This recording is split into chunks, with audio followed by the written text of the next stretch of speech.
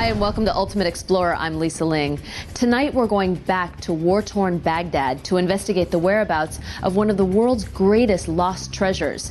It's called the Treasure of Nimrud, almost 175 pounds of ancient gold jewelry and artifacts over 2,500 years old. These remarkable jewels were put on display for a brief period of time more than 10 years ago, but have been missing from public sight ever since. Just how important are they? Well, their original discovery was considered one of the most significant archaeological finds since the discovery of King Tut's tomb nearly a century ago. Now their very existence is in doubt. Were they casualties of war destroyed by the bombing of Baghdad, or have they been spirited away by Saddam and his henchmen? Join us as we try to solve the mystery of Iraq's lost treasures. Like most Americans, on March 19, 2003, I was glued to images of Baghdad under fire.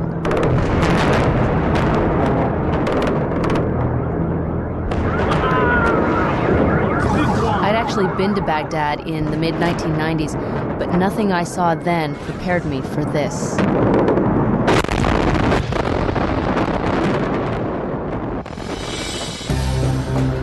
Just 3 weeks later, and American tanks roll into the Iraqi capital. Scenes of triumph are replaced by images of chaos. Thousands take to the streets. The U.S. Army's 3rd Infantry Division isn't prepared for a citywide civilian crisis. For 8 days, the military fails to halt the looting. Suddenly, everything is up for grabs. Nothing is sacred. Not even the treasures of the Iraq Museum. Its looting provokes headlines all around the world. This is the crime of the century, because the one who looted things from the museum, they did not loot them from our museum. They did not loot them from the Iraqi people. They stole these things from the whole mankind. But for now, I'm in Washington, D.C.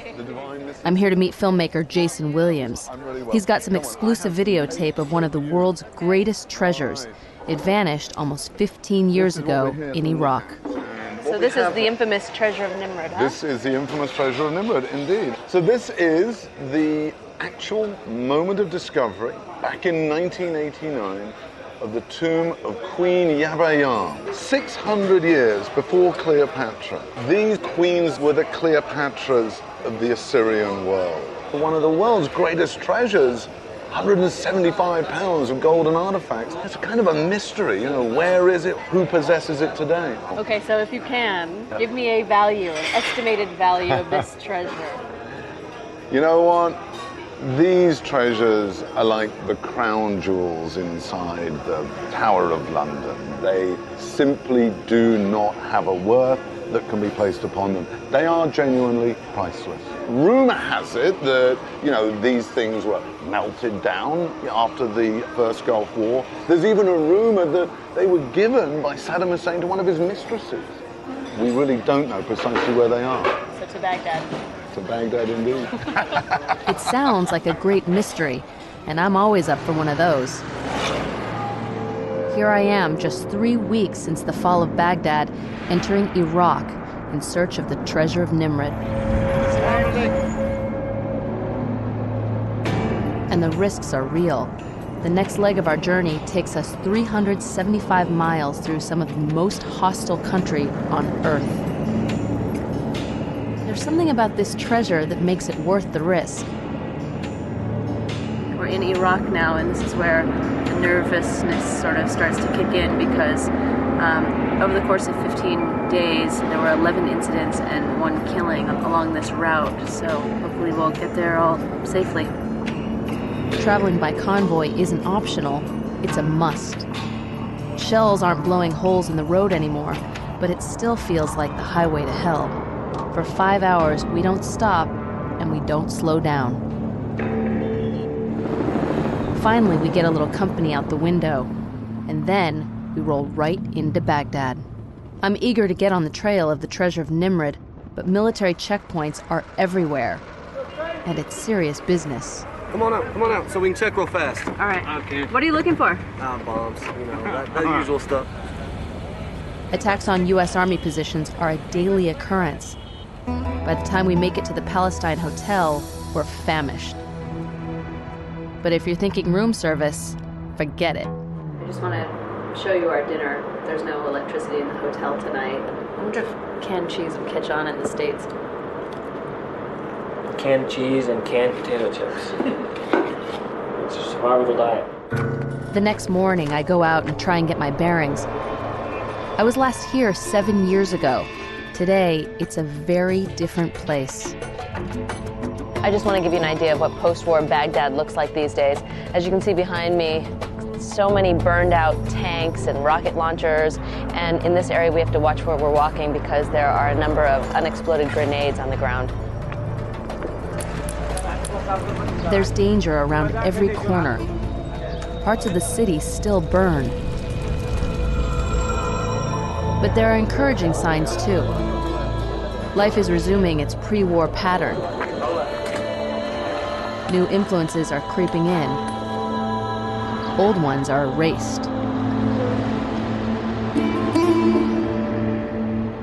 But if Saddam Hussein has lost his throne, what of the treasure of Nimrud, the jewel in his nation's crown?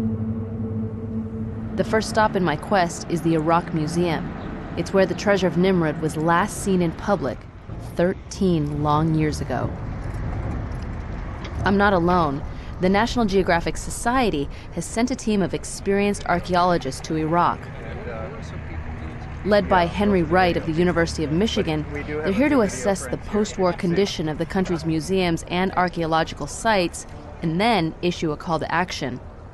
With reports of continuing looting coming in from all around the country, the stakes are high. And nowhere more so than here at the Iraq Museum. And before the war, its collections were truly unique, a mirror not just to Iraqi culture, but to the entire history of human civilization.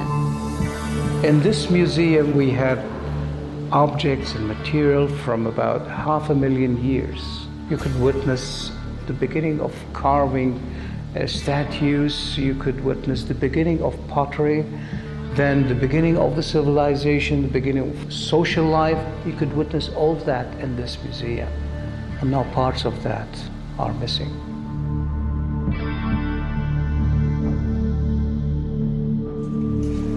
Donnie George is a 25-year veteran of the Iraq Museum. He invites our National Geographic team to inspect the damage firsthand. A lot of slides from this room scattered. We tour the devastation with him. They broke in, just went and broke the doors. They came with hammers and everything. We visit the administration building first. All the rooms were like this. The museum's records are not computerized.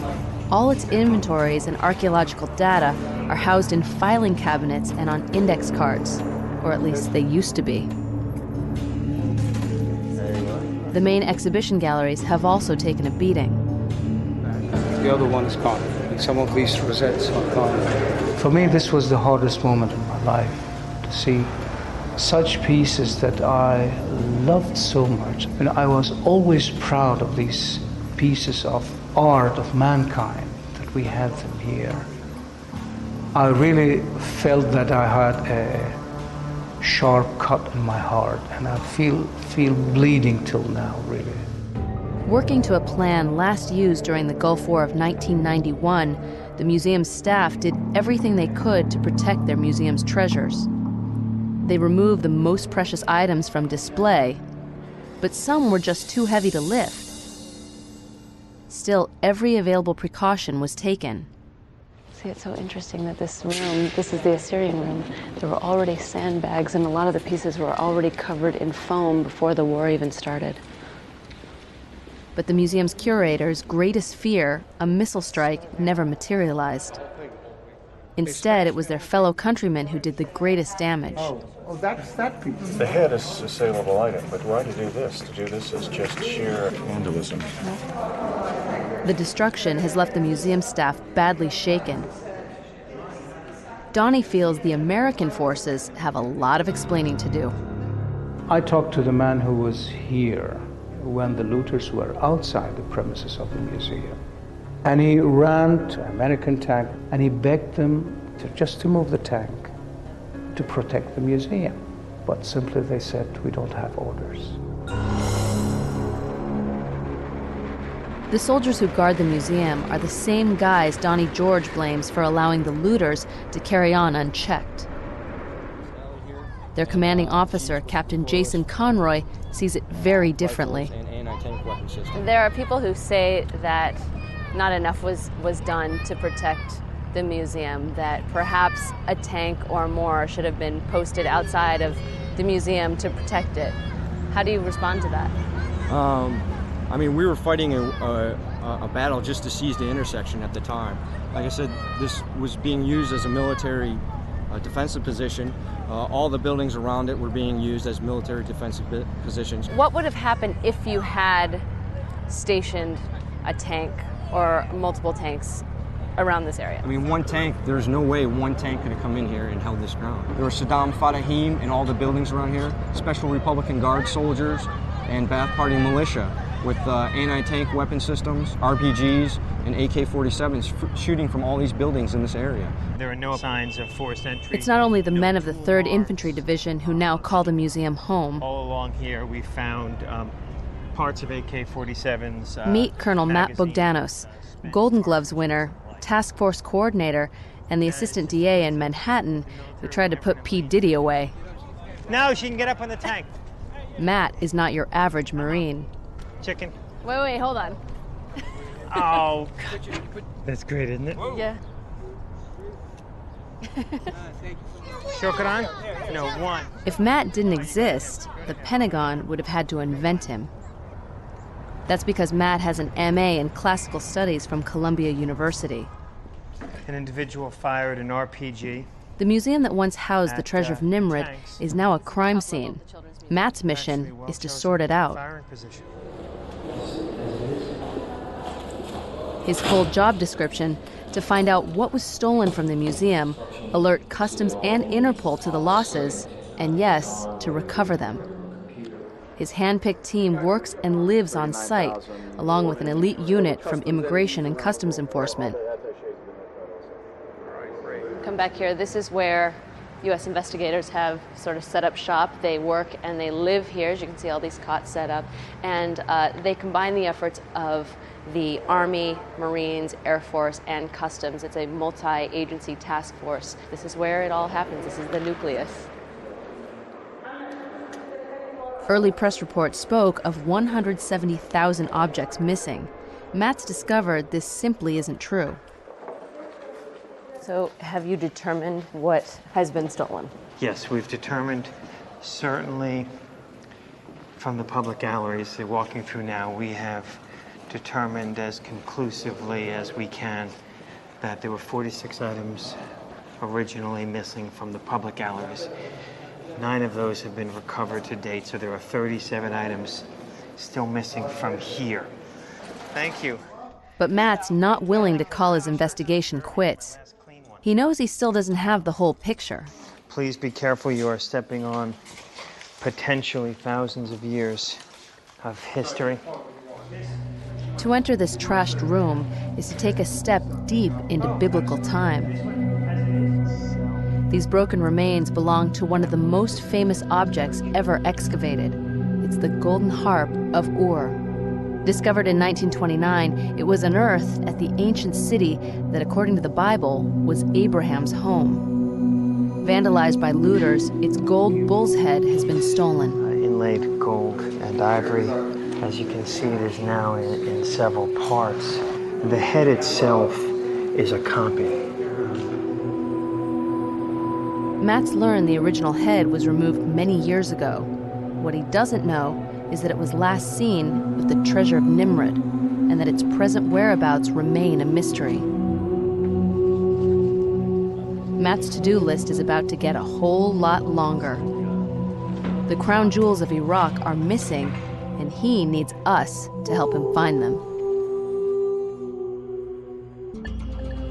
Thanks to a tip from Ultimate Explorer, Matt Bogdanos has joined the hunt for the greatest treasure ever discovered in Iraq. Here we have pictures of the treasure of Nimrud. These stunning objects once greeted visitors to the Iraq Museum, But for the last 13 years, their precise whereabouts has been a mystery. The whereabouts of this treasure right now is not definitively known. Clear, that's absolutely correct. In fact, we've learned from our sources that the treasure may have been moved to a vault in the central bank of Iraq in the fall of 1990. When Matt suggests we scout the central bank together, we don't miss a beat. It's 105 degrees and getting hotter by the minute, but right now, it's Kevlar time. There are a lot of automatic weapons in Baghdad these days, and it's not just the good guys packing heat. Let's roll.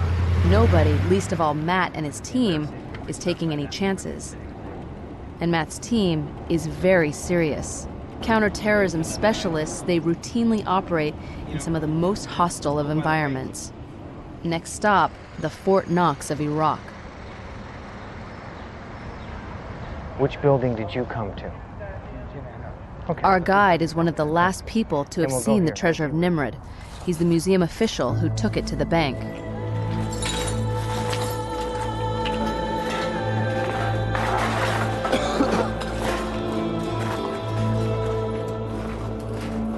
The bank looks as if it took a direct hit during the war. It's hard to imagine how the treasure of Nimrud could have survived. Every step is treacherous. Twisted steel joists and broken glass are everywhere. At any moment, falling debris could trap us, or worse. And then there's the money. It's everywhere. Hundreds of thousands of burned Iraqi dinars lie on the ground, reminders that not so long ago, this was Saddam Hussein's personal ATM. Venturing into the basement of an adjacent building, it's obvious the looters were here before us.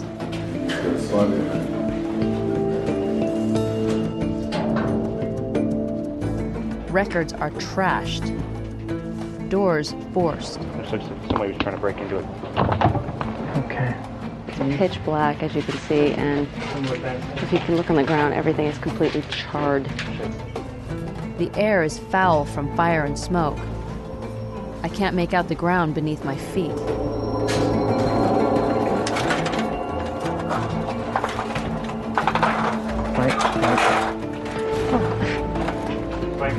Be careful, this is really slippery, guys. Hey, this is really slippery.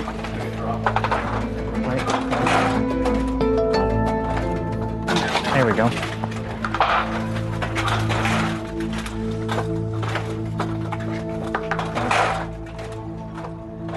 Finally, we reach a vault. Okay, we got a combination and a key. But our source remembers a different-looking door. The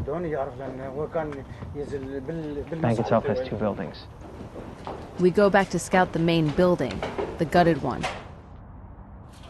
Let's take a look. How far? Let's take a look. I'm guessing they wouldn't have vaults down a spiral staircase. Matt and Steve Muxari from ICE lead the way. Steve, what's going on down here? Well, I think this is at least 2 or 3 levels down from the area where we originally were. And there's an elevator shaft that's blown shut. So I would think that this is the stairway down to a deeper portion of the bank where vaults are at. Seems to make sense because it's right in the working portion of the bank. Well, we've hit a dead end in our search. We hear that the treasure of Nimrod is here in the Iraqi Central Bank, but all that's left is this charred building and all this Iraqi money. We're at the bottom of a stairwell, and as you can see, there's a big flood. So one of the most important treasures in history could be down there. But for us today, this is where our search ends. The challenge is immense, and not just because of the flooding. The central bank is a political minefield. This is going to take some time. You sure the vaults were underground, not level? While we're planning our next moves, I'm joining producer Jason Williams, plus archaeologists Tony Wilkinson and Mark Altawheel for a trip to the place where the treasure of Nimrud was found. Just as we're getting ready to leave, we get some bad news. One of our fixers spoke with an accountant at the bank yesterday who says that Saddam didn't only take money 3 days before the war, but also took the treasures of Nimrud from the vault. That is a real total disaster now. Saddam Hussein still casts a shadow, even from the darkness of defeat. They don't take it in the day. They coming, look at it and go. And in the night, 10 big truck take these things out of this bank. And according to our fixer Halim, the former president is still very much alive. And where is Saddam? He's devil. He's everywhere. When you've got the gold itself, you've got leverage, because he can use that against the world community to bargain his way into an advantageous position. The rumor makes our mission seem even more urgent.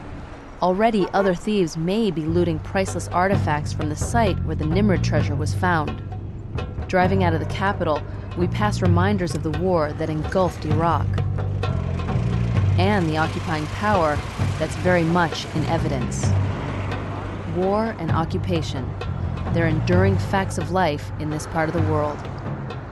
3,000 years ago, military might was also the key to superpower status, which is exactly why Saddam Hussein portrayed himself as a warrior from the past. One of the empires he tried to emulate? Assyria. The Bible called it a land bathed in blood.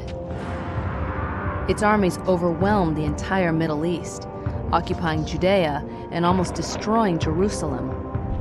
For almost 300 years, the Assyrians were the world's sole superpower, and for much of that time, this was the site of their capital city, Nimrud. It's taken us 5 hours to get here from Baghdad, but it's worth the trip.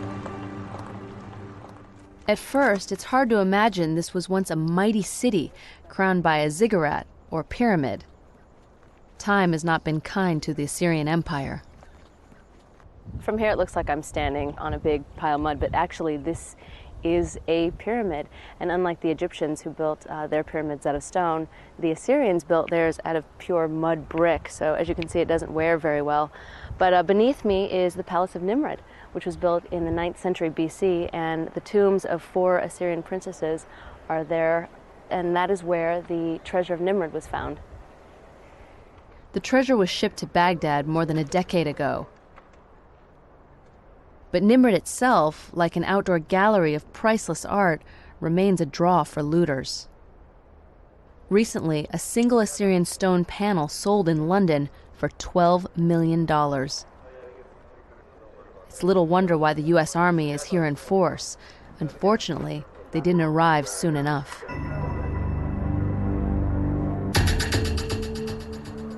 This is the ancient city that gave the treasure of Nimrud its name. Today, it's guarded by a unit of U.S. Army troops. Unfortunately, they were sent in only after a shootout between looters and guards. We were told to come out here and guard the site. Because there was some looting here. Right, there was looting about 3 or 4 weeks ago. This is locations of the stuff. I wanted to take points in here, like GPS points, so we could get this on a map, you know? Right. We could get document some real damage here, like in a more scientific way if possible. Yeah. Dr. Muzahem Mahmoud is the chief archaeologist at Nimrud. His voice breaks when he remembers the looting. Yes. This pieces was looted. Thieves attach our guards, and by using weapons, stolen these pieces. So this entire piece was removed? Yes, covered this place. Do you think they knew what they were? Of course. What they were looking for? Yeah, they knew. Mark and Tony get to work. Their mission is to document the damage caused, not only by the recent spate of looting, but also by the economic neglect wrought by 12 years of sanctions. There's plenty of evidence to collect. If you want to know how serious these looters are, just look at the spent bullet casings here. They're prepared to risk their lives, come in, have a gunfight, and you can see a bullet hole piercing the cuneiform text. So that has taken off a whole range of the cuneiform text there over an area about 5 centimeters by 5 centimeters. The shootout also involved the door. You can see the bullet holes in the door. The looters came at midnight, armed with guns and tools to chisel off sections of the walls. A guard sleeping in a trailer was woken up by the commotion. He tried to scare them off by shooting into the air. Instead, he ended up in a firefight. Then next thing you know, about 5 minutes later, he noticed some guys coming from up there, and they started shooting him from that area of the courtyard. So at that point, he was out of bullets. So he had to leave. And then that was when the other reliefs were, I assume, looted. Fortunately, some of the bas-reliefs at the palace remain perfectly preserved. Windows into a world that vanished thousands of years ago. This is where you actually get to see what they would have looked like, the clothing, you know, the actual footwear of these kings, you know, and the color, you know, adds life to it in some sense. I mean, you can start to imagine, you know, what this sort of surroundings, realizing this was actually very colorful. 400 years before Alexander the Great, the Assyrian court of Nimrud dazzled the world. It was here that kings and queens displayed their power and their finery. The wealthiest women wore fabrics adorned with tiny flowers of solid gold. And then there were the parties. One queen co-hosted a spectacular bash for almost 70,000 guests. It lasted for a week. None of these queens, nor any of their treasures, would have been known to us were it not for the sharp eyes of Iraqi archaeologist Muzahim Mahmoud. It's 1988. A team of Iraqi archaeologists makes the first in a series of astounding discoveries. Over the course of 3 digging seasons, they unearthed the final resting places of the queens of Nimrud. 175 pounds of solid gold bracelets, earrings, necklaces, even a crown are unearthed. A ring still adorns a finger bone. An amulet still encases the forearm of a long-dead queen. When you first found this tomb and found the treasure of Nimrod, how did you feel? I am very glad and surprised when I saw a lot of gold in front of my eyes. I cannot believe my eyes. This is the first tomb I've ever been in. I may not know where the treasure is, but I'm getting closer to understanding something of its power and importance. Wow.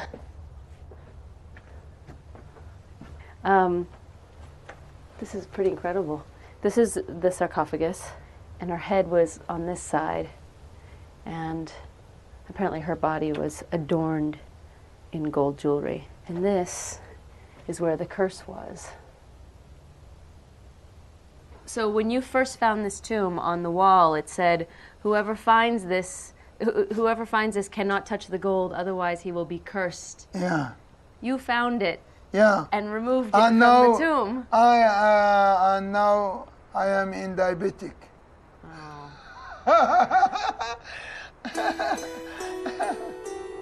Instead of being cursed, Dr. Muzahim was rewarded with the discovery of a total of 4 royal tombs. The quality of the workmanship discovered here would not be matched for centuries. For Mark and Tony, this is just the first stop in a quick survey of archaeological sites in northern Iraq. The rest of the National Geographic team is also hard at work down south. Mark and Tony are staying on, but we need to return to Baghdad at once. The city is abuzz with politics and intrigue, and our search for the treasure of Nimrud is in constant danger of being derailed. In fact, what happens next is really quite amazing. We've been given the authority to pump the bottom level of the bank, so we've rented this massive pump, and it's going to begin very soon. It's not so easy. The big pumps turn out to be too big, so we trade them in for a smaller, more maneuverable sump pump. Wow, this guy is wearing bare feet. What's he doing? After a few false starts, we're in business. Well, almost.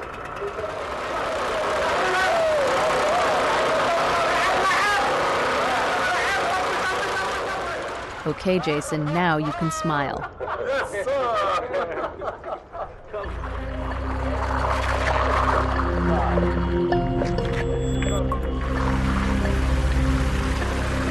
Our crew is running back to check the water level because we really don't know how deep it goes down. We may have to do it all night long. We may have to do it for an hour. We'll have to just see. We check the water levels constantly, but progress is agonizingly slow. As night falls, our pump keeps going.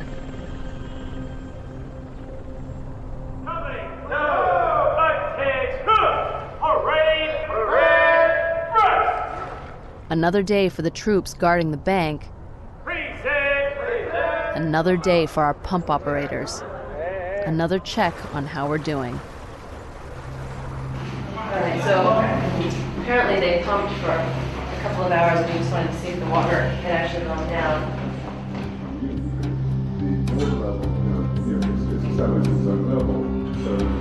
It has risen. Now this was underwater and now it's exposed. There's either a water main break or someone has opened a valve and is deliberately flooding the vaults. So it could be river water coming in. It could be, we don't know. There's no good news. So we pumped for 2 hours and we have reduced the water level by 0. We're beginning to understand the full magnitude of what we're trying to do. There are 2 basement floors beneath us. Both are completely submerged. Looking for lost treasure in the central bank of Iraq is proving to be as difficult as finding the antiquities stolen from the Iraq Museum. But Matt Bogdanis, the Marine colonel in charge of investigating the museum looting, has had some lucky breaks. Here we have some of my absolute favorite pieces. This is late 6th millennium BC, roughly 7,000 years old. This one here. In fact, over 1,000 missing items have been returned. Turns out some of the looters weren't really looters at all. One of the earliest freestanding statues, a Sumerian piece. Instead, they deliberately took items from the museum to save them from the mob. This is back also. How did you get these back? Each and every one of these came back through individuals either coming up to the gate or someone coming to the gate and telling us they knew a friend, and we'd get them to return these items to us. Do you think these things that were removed were returned by the people who did it? One of the upsides of the no questions asked policy is it promotes people to turn the things in. One of the downsides of the no questions asked policy is no questions asked. So I don't ask them how they got it. All I do is say thank you, you're wonderful, I really appreciate what you're doing. You want a cup of tea? But there's a less welcome development too. Matt's found evidence of an inside job. The blueprint shows the layout of the museum's storage rooms. Only a few employees had access to these well-protected rooms. This room, nothing is touched. This room, nothing is touched. This room, nothing is touched, except for in the far corner right there.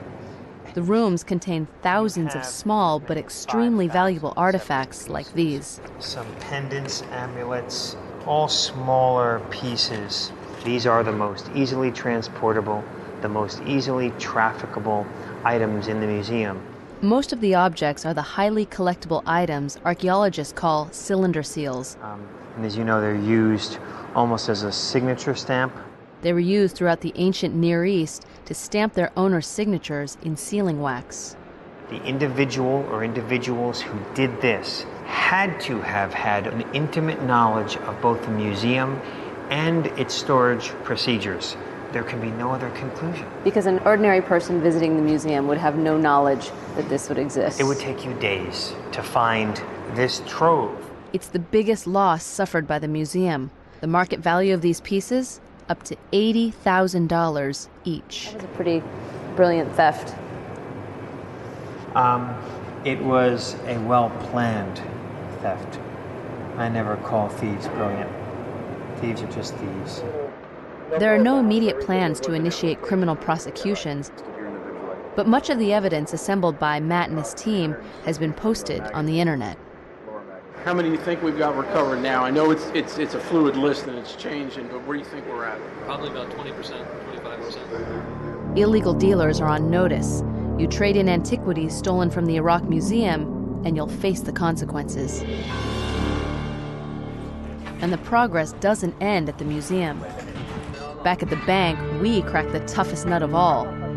One of our Iraqi pump operators has popped every manhole cover he can find, turning off every valve in sight. It works.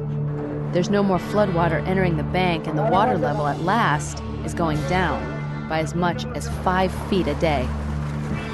Soon, we may know the answer to our mystery. Is the treasure of Nimrud still inside the vaults, or is it lost forever? The floodwaters are in full retreat. We've cleared about 650,000 gallons of water out of the bank. Finally, we can see the doors of the vaults we've spent so much time trying to reach. They're straight out of central casting. So tough, they stood up to the impact of a rocket-propelled grenade fired at point-blank range. But there's still no guarantee the treasure of Nimrud is safe. 2 days before the bombing began, Saddam Hussein's youngest son came to the bank. He carried a blank check signed by his father. That night, his men returned. Saddam's final withdrawal was an unknown quantity of gold, plus a cool $800 million in cash. But did he also take the treasure of Nimrud? Bashir is a bank employee and a witness. What did he see being taken from the vault? ما شفتك من الخزنة. ما فتحتها بس هذول كانوا مفتوحات قدامي. Yeah. بس 3 منهم مفتوحات الباقيات مغلوقات. ما أعرف شنو بطنها. So when he went into the vault, he saw many boxes that had money in them that were closed. He also saw actual coffins that were open and they had layers of gold bars. So real coffins. Yeah, he's seen gold bars about that size. Okay, and so in the load that Qusay and his people allegedly took out of the bank, did you see any museum pieces or the treasure of Nimrud? هل شفت أي شيء من المتحف خاصة كنز نمرود? He saw nothing from the museum. If Bashir's right, our search may not have been in vain. Beneath the street, the cleanup continues. Our search for the treasure of Nimrud has also had a remarkable, if unintended, consequence. Behind these bars is nothing less than Iraq's Federal Reserve, millions of dollars and 40+ billion Iraqi dinars. Now, thanks to our pumping operation, that money is flowing into the Iraqi economy. According to bank officials, it'll be enough to meet the nation's payroll for 3 whole months. We need this money to pay for the salaries. Even it was have some water, but we use it because there is no other solution. The flooding was a big issue because it meant that we couldn't access a lot of the dinars that were located in the flooded vaults. And so thanks to you guys, we've now been able to open up the vaults, clear out the water, and access the sacks.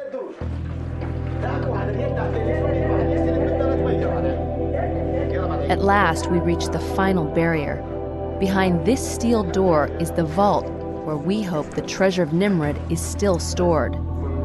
Did Saddam steal it? We'll know soon enough.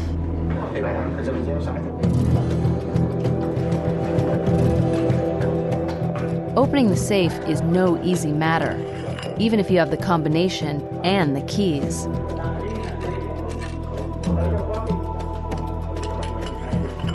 Access is tightly controlled. Only a single camera monitors the action. At last, the door opens. A quick scan of the room, and then we spot them, the museum cases. There's no obvious damage, and the lock looks intact. But do they still contain the treasure of Nimrud? Now politics intrude. The cases can't be opened until everyone, the bank, the museum, and the Pentagon, have signed off on the deal. Then, and only then, can we finally break the seals. I'm now joined in the studio by the man who got me into all of this, my producer, Jason Williams, the obsessed Jason Williams. All right, when we were there, they would not open the boxes. So what happens next? We left essentially on the edge of our seats like everybody else. We did not know what was going to happen next. We had one last best chance. And I went to one of the investigators and said, would you like to take a camera? They did. They took a camera with them into the vault, and National Geographic now has those images. That's right, and this is what they found.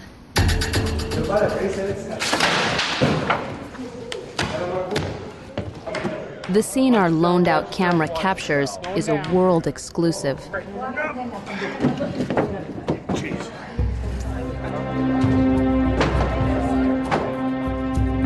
The museum cases need a little persuading before their contents can be revealed.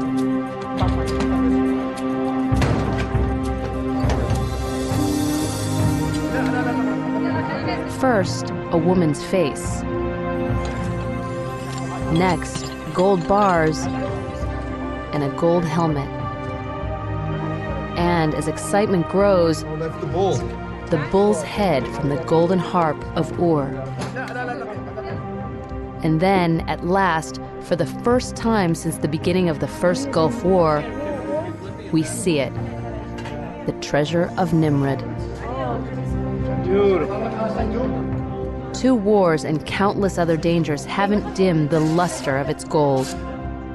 Bowl after exquisite bowl, necklaces, massive armlets, all gleam as if the master goldsmith had just created them.